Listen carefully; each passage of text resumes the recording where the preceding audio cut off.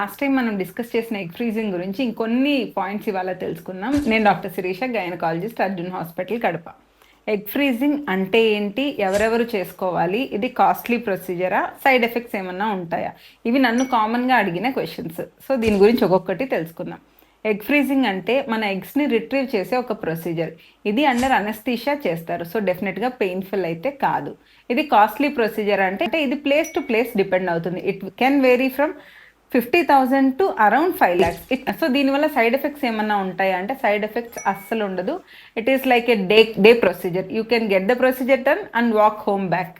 So ఈ egg freezing అనేది ఎవరెవరు చేసుకోవచ్చు. లాస్ట్ టైం మనం డిస్కస్ చేసినట్టు late 20s or early 30s whoever want to postpone their pregnancy or marriage, ఇంకా కొన్ని మెడికల్ కండిషన్స్ ఉన్న వాళ్ళు, ఒవేరియన్ సర్జరీస్ అవుతున్న వాళ్ళు, ఇంకెవరైనా కీమోథెరపీ ఇలాంటి వాటికి వెళ్తున్న వాళ్ళు, ఇలాంటి వాళ్ళందరూ ఎగ్ ఫ్రీజింగ్ చేసుకోవచ్చు. సో ఇప్పుడు ఎగ్ ఫ్రీజింగ్ నీడ్ ఏంటి, what is egg freezing and why it is to be done.